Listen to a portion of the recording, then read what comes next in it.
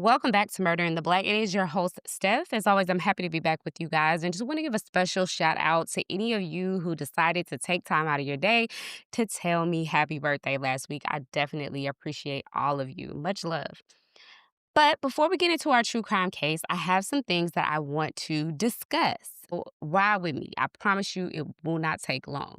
First of all, last week's case was very interesting, but I have to correct myself. Her name was not Sheely, as I said very often during that case. Her name is Shelly. And if you look at Shelly's name, you can see how I got Sheely. You can see how I kind of made that very honest mistake, but definitely want to correct myself when I have an error.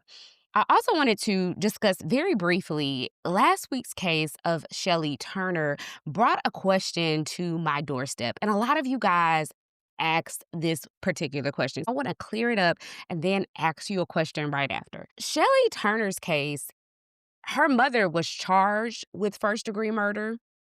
However, she was convicted of third-degree murder. And so many of you were asking, Steph, how is it that she was convicted of the lesser charge? This was clearly intent. Well, when the jury sat back and they evaluated this case for themselves, they concluded that she was guilty of the lesser charge. So let's dig our heels into that very quickly. The jury acknowledged what took place, but for them, they came to the conclusion of the third-degree murder charge due to mitigating circumstances. Specifically, the jurors recognized that King had consumed 88 ounces of beer plus that corn liquor I told you guys, and she consumed that on the night of the slaying. They essentially said that if she would not have drank alcohol, which obviously had some impairment to her judgment, they don't believe that she would have killed her daughter. A former Philadelphia assistant district attorney noted that while 6 shots might seem sufficient to meet the burden of first-degree murder, ultimately the jury said no, it didn't. Let's talk about the difference between first-degree and third-degree murder. Now, I want to note that MD has done a full breakdown on many of our episodes concerning the difference between these two charges and what it takes to be convicted of them. However, I want to let you know we're going to just do a quick run through, and it's good to understand these charges because we hear them often in true crime, but sometimes we can get confused as lay people who aren't affiliated with the law. Now, first-degree murder typically involves intentional killings with premeditation and deliberation, meaning the offender planned the act or acted with clear intent to cause death. It can also include killings committed during the course of certain serious felonies, like the murder of a police officer. Now, third-degree murder generally involves an unlawful killing committed without reckless or negligent behavior that results in death, sometimes characterized by a wanton disregard for human life. So ultimately, this is how the jury looked at the law, and then they made a determining factor based on that. My question for you is simple. Now, knowing the full breakdown of what the jurors considered, do you think she still should have been convicted of first-degree murder? Let me know. Or do you think third degree was sufficient?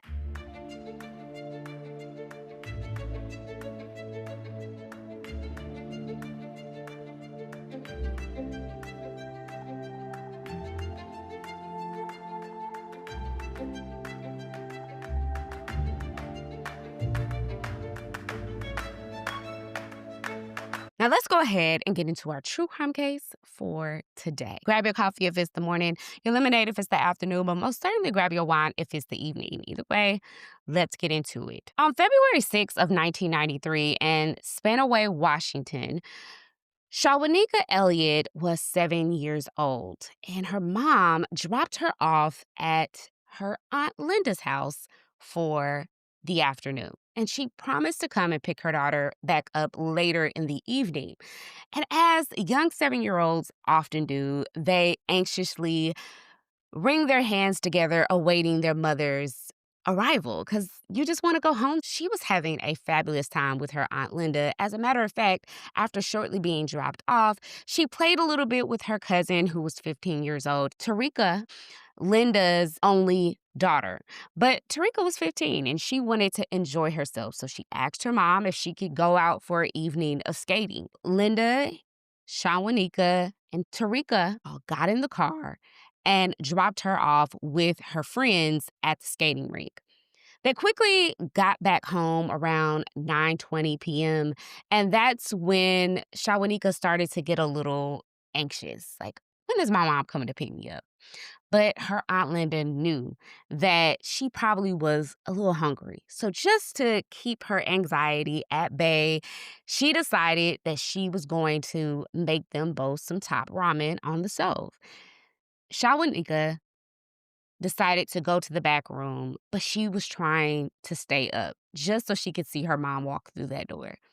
Well, before she knew it, she was asleep. At approximately 10:30 p.m., she awoke and she was very disoriented. You know that kind of disorientation when you first get up, you don't know if it's day or night, you don't know if you slept a little longer than what you should, and you can't really remember where you are. Well, this is how it was for Shawanika. And when she woke up, she heard the sound of smoke detectors going off. Already on edge because she was woken up by the smoke detector, she got up and made her way to the kitchen where she saw a pot of noodles over boiling on the stove. And immediately she called out for her aunt instinctively, Linda, where are you? Noodles have boiled over. Are you asleep? And when she looks down on the kitchen floor after scanning the room for seconds, she realized that there was blood everywhere. There was blood on the walls, and her Aunt Linda was on the kitchen floor. She rushes out of the kitchen, unsure of what lays before her, and she goes out into the apartment hallway where she knocks on a neighbor's door frantically. And when the neighbor answers, she says they need to call emergency responders because she believed her aunt was dead. Now, this all took place around 10:30, and by 10:59, an officer who was already on the scene quickly arrived at the apartment complex where Linda and her niece were. Upon entering the apartment, the police officer saw a woman face down on the kitchen floor. There was blood on her back and left side. It was clear she had been murdered, and the homicide unit was on the way. It was a horrendous stabbing. Linda was dressed in a long sleeve shirt and pants, and she had been stabbed over a dozen times. There was blood splatters on the walls and all throughout the kitchen. Her pockets had been pulled inside out as if someone was looking for something. They also noticed that the phone was laid by her body and that the phone cord had been cut. Now, this meant that Linda, of course, was attempting to call for some type of help, but she was overpowered and eventually taken down rather quickly. As police analyzed the crime scene, they found blood droplets in her bedroom, which made them believe, did the attack happen in her bedroom and then eventually led to the kitchen? They weren't sure. And they also noticed that in her bedroom and throughout the kitchen, there were several drawers that had been left opened as if someone was looking for something in particular. Nothing to be taken from the home. So that made them scratch their heads even further.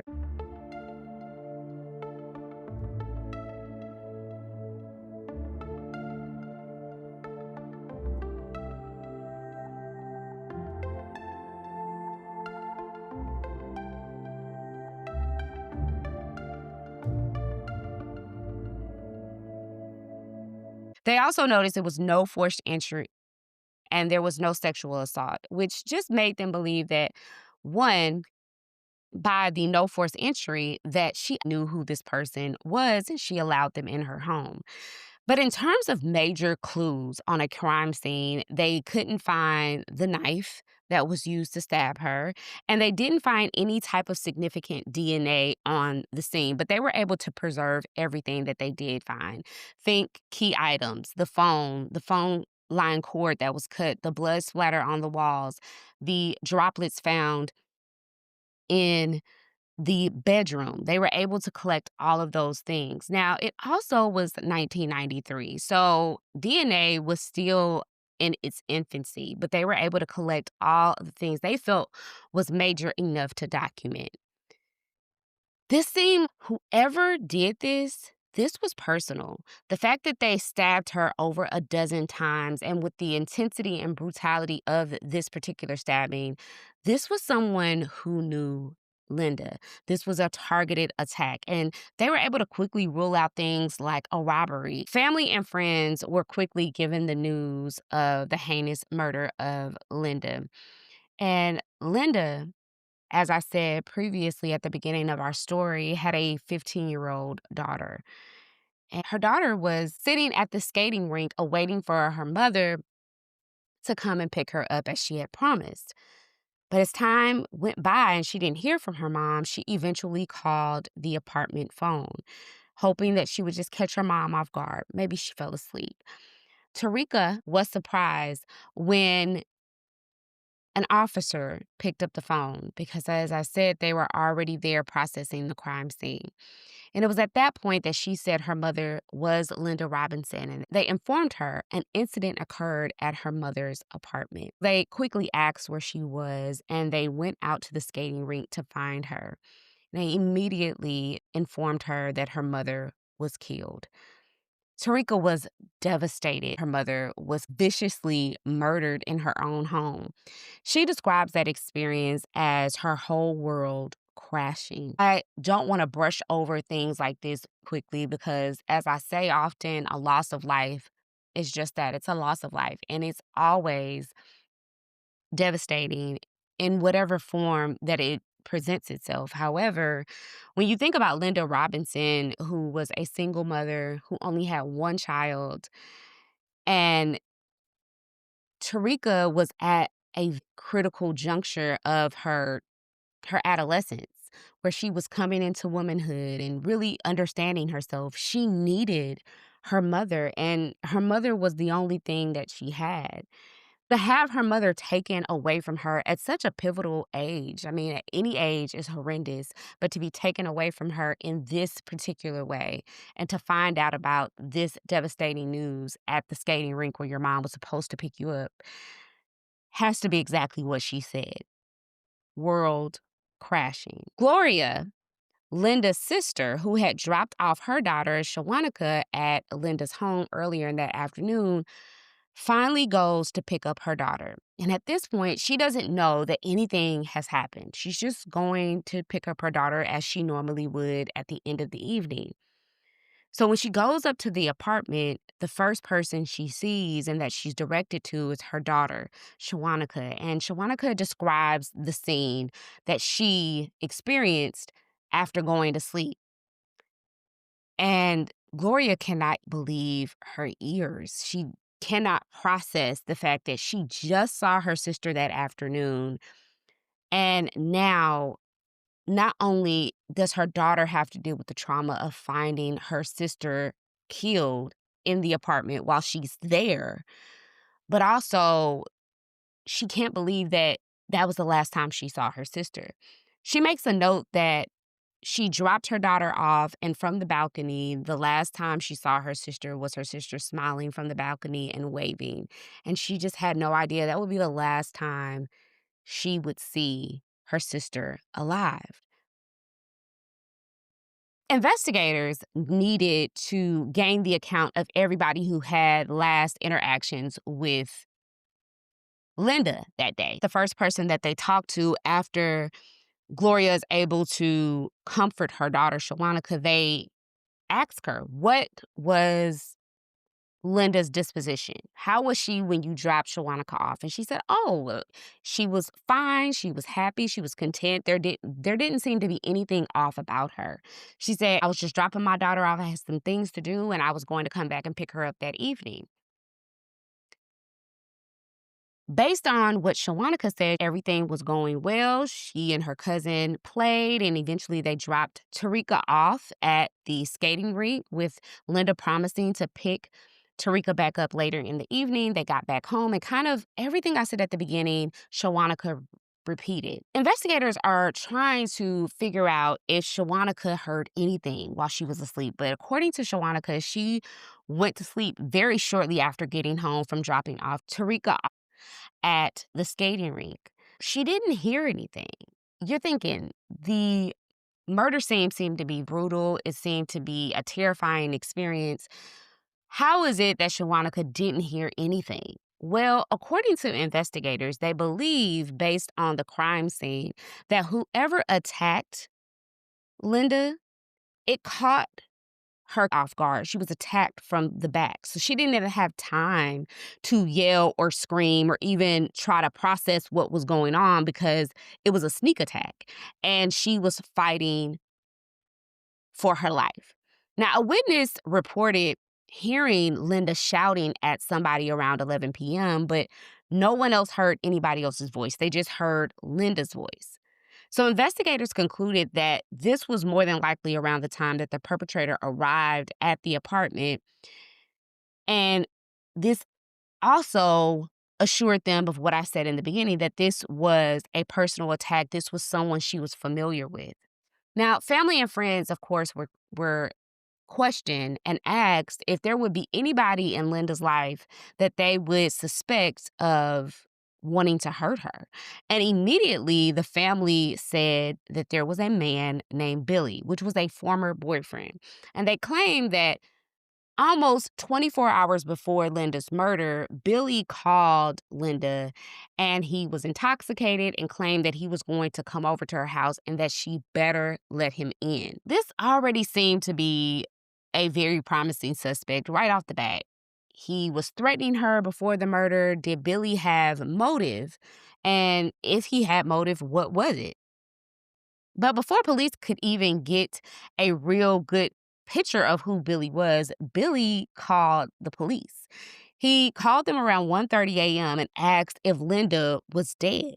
Now, police were already aware of who Billy was. They kind of got a rough blueprint of who he was from friends and family, but they were still trying to get more information before they contacted him. But to know that he contacted police, it just seemed to be a little off. Was he inserting himself in this investigation because he was responsible and wanted to see what investigators knew? They really didn't know. They were just trying to play their cards right. And according to Tarika, she said that Billy never seemed to threaten her mom, or there wasn't any violence that she saw in the relationship. But honestly, that would be something that her mother would try to shield her from anyway. But according to Gloria, Linda's sister, she said that the relationship wasn't volatile. There wasn't any domestic abuse. However, Billy did have a temper. And Billy's temper was fueled by his alcohol use. And whenever he was drinking, he seemed to come too angry. And she also mentioned that when they broke up, it wasn't mutual. It was initiated by Linda. And maybe he did have some reason why he wanted to kill her. Was he mad because the breakup didn't go the way he wanted? Was he fueled by alcohol? She didn't know. But this seemed to be promising nevertheless. The very next day, after speaking to Billy and after speaking to Linda's friends and family, they wanted to conduct a formal interview. Now, Billy said that, yes, I had a relationship with Linda, but this relationship was short lived, but I really did care about her. And the reason why he claimed he called investigators was because he heard through his friends Linda was deceased. And so he wanted to call investigators to see if this was a rumor, was it true? He needed to confirm that it was her because, after all, he really did care for her. But detectives felt like he knew a little bit more than what he was saying, and they wanted to push him a little further. They asked him where was he on the night of the murder, and he claimed that he was with a girlfriend. But when they went to go check out this alibi, there were some holes in the alibi. Like, the girlfriend said, yeah, he was with me, but then he left the house for a period of time, and it didn't seem to be corroborated for the most part. There was some gaps and holes where he could have been gone. So this made them even more suspicious. They say to Billy, why don't you just take a polygraph if you have nothing to hide? And he cooperates and he takes the polygraph exam and passes. Further combing through his alibi, they were eventually able to lock down his story, and it was corroborated by his girlfriend. Billy, while he seemed like the suspect that was clearly their guy, was obviously not, and he was cleared as a suspect. I want to tell you guys a little bit about who Linda was. Linda was a single mother who managed two jobs and at the time of her murder was really trying to get back on her feet. She just got a new apartment and this just symbolized a promising transition for herself. And knowing that she was just right on the cusp of seeing better days, that she was viciously murdered in her apartment with her niece nearby, this just seemed to be a nightmare for everyone involved. Now, although Billy was exonerated as a suspect, attention shifted to another individual in Linda's life, a man named Lee. Tarika was a person that investigators talked to often as that was her only child and she lived in the household with her mother. They asked Tarika about Lee and she mentioned that there was one instance in which her mom said she was going to visit a friend and she inquired about who this friend was and she simply said it was Lee. But other than that, she didn't really know about Lee. But investigators quickly established that Lee was married. And maybe that's the reason why she didn't want her daughter to know too much about her relationship with Lee because it was a secret relationship and it needed discretion. The central inquiry persisted. What motive did the perpetrator have regarding the apartment? As I mentioned before, they discovered at the crime scene that there were drawers that were arbitrarily taken out in Linda's bedroom and in the kitchen. Was there some type of damning information that the perpetrator wanted to get? And that's why he left all these drawers open. And Lee seemed to be a promising suspect. Of course, they bring in Lee for questioning. And during questioning, Lee acknowledged his involvement in a affair. He said, "Yeah, we did have a relationship. However, I didn't have anything to do with Linda's murder. On the night in question, I was at home with my wife." And he quickly consented to a polygraph examination. But unlike Billy, he failed. Now, despite reviewing the case file and finding no substantial evidence connecting Lee to the crime scene, they decided that they needed to corroborate his alibi. Now, we've talked about in different cases that sometimes if you have a married couple, then the one who is in question, once they find out about the affair, it could go one or two ways. They try to protect their partner and they may lie about the alibi, or they may simply say, no, this person wasn't with me or they were with me despite finding out that their spouse cheated. And in this case, that's exactly what Lee's wife did. She said, I hate to hear that he's been cheating on me, and I'm sure that opened up a can of worms of its own, but she corroborated his alibi of being with her on the night of the murder. Now, they didn't clear him. Despite knowing that he was cleared via his alibi from his wife, but when he failed that polygraph, that really gave detectives pause. And they really felt like they could not clear him indefinitely and say he had nothing to do with the murder of Linda. They regarded Lee as a suspect. Persistent suspicion amongst family and friends and investigators surrounding Lee suggested that this was more than likely a murder committed by Lee in order to protect his marriage, and he felt like he needed to do that by killing Linda. But they didn't have enough evidence, and that just led the police to not being able to charge him. And they hoped that with time, they would be able to get enough evidence against Lee and then eventually charge him with murder. So there was this cloud of suspicion surrounding Lee from the family and investigators who were on the case. But the case remained unresolved for years. Linda's father, dedicated to identifying the perpetrator, and Shawanika, Linda's niece, also just as committed. Ultimately, Shawanika, as she grew older, contacted the lead investigator of Linda Robinson's cold case. And she asked them and pleaded with them, along with Linda's father, that they wanted to get this case solved and they needed for the case to be reopened. Now, despite Linda's case being unresolved for decades, investigators still had a yearning to get her case solved. And one of the main people who was responsible, in addition to Shawanika, was really Linda Robinson's father. Now, in 2003, Linda Robinson's father was ill and he was approaching death, and he knew he was. But he was committed to seeing the justice of his daughter and this case being resolved. Now, he spoke to lead detectives over the years, and they really not only did they have a longing to get the case solved, but having that extra backing of Linda Robinson's family being as committed and knowing that Linda Robinson's father was ill, but he still was committed and resolved that they needed to get this case solved. It was the emotional plea that really got investigators moving, and it was the push of Linda's family that re-energized this case. The original team of detectives, if you remember when I talked about the crime scene, they said that they believe because they found those droplets of blood in Linda's bedroom that the attack started in the bedroom and ended in the kitchen. However, when new detectives with a new set of eyes looked at the case file again, they said, no, no, no, no, no. We don't think that's it.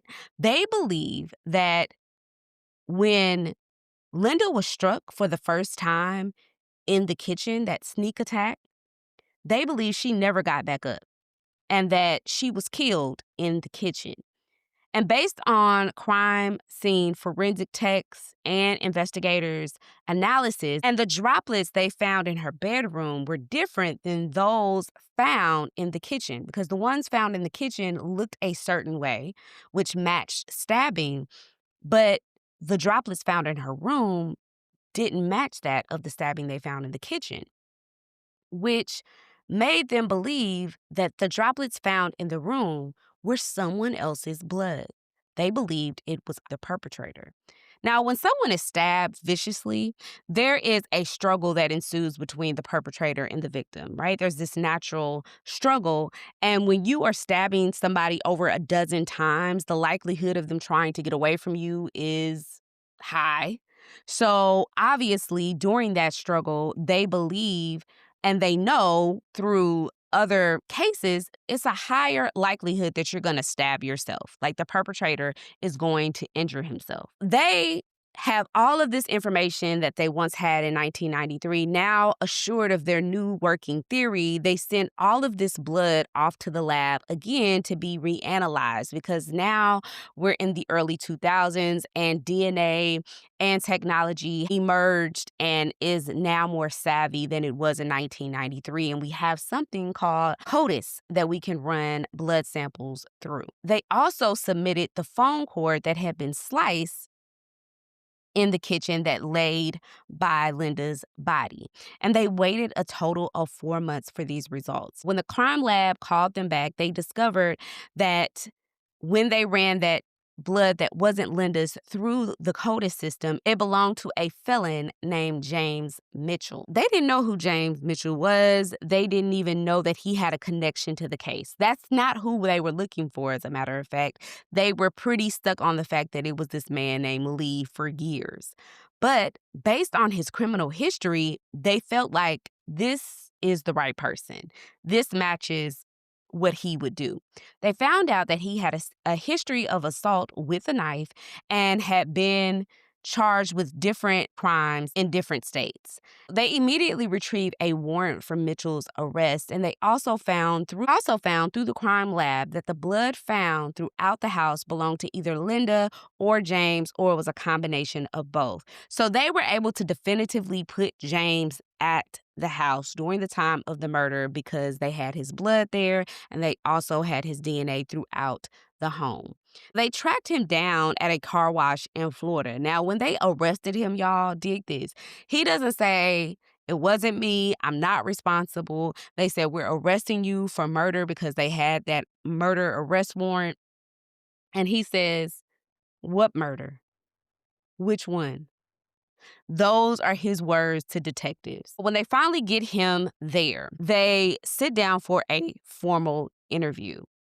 And they're hoping that he provides some type of explanation to either how he knew Linda Robinson, what occurred in the apartment that day. But when they sit him down, He simply lawyers up and does not speak at all.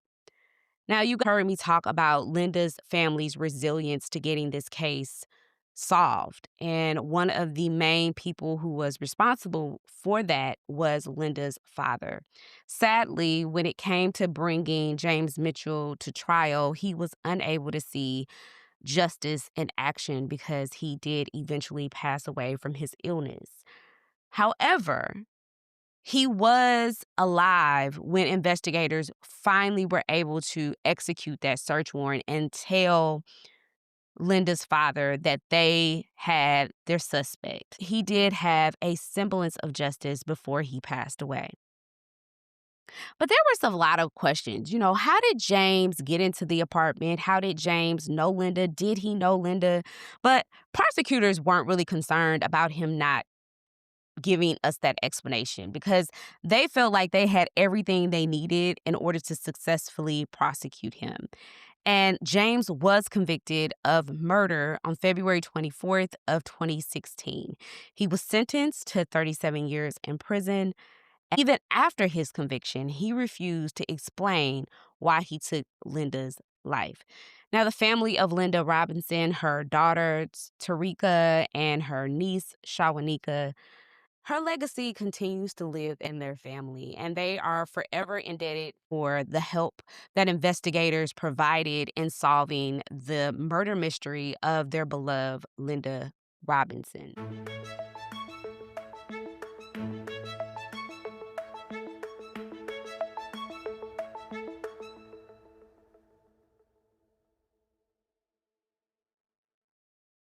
While I don't have a takeaway for you guys today, I do have some key points that I want to discuss. When it comes to the case of Linda Robinson, when a family does not know the motive, it can create added pain because they never learn what happened to their loved ones or how their loved one was caught or tied to the perpetrator. And so when James Mitchell decided not to tell the family what took place, it really made the grieving process for the family intensified. And I think a murder without a motive can be particularly unsettling for not just the victim's family, but for us as human beings, because we are trying to make sense of the senseless, tragic events that take place in our world. And so we need to know why. But oftentimes we're left with more questions than answers. But the one thing I want to clap it up for the Robinson family is their role inside of Linda Robinson's case. They did not let this case fall by the wayside and just become a cold case. They played a role in the activism of her case. And it's vital in keeping an investigation active and moving towards a resolution. One thing the Robinson family always made sure they said was they appreciated the detectives' commitment to solving their case. Sometimes it does take years for true crime cases to be solved. But with the help of technology and also with the commitment of the detectives behind the case and family activism, you can ensure that your family member's case will be solved. It might not be solved in 10 years, maybe not even 20, but there is hope. And I think when we hear cases like this, it can renew hope in all of us. I hope that you gain something from this case and that you remember Linda Robinson. Until next time, friends, this is Murder in the Black.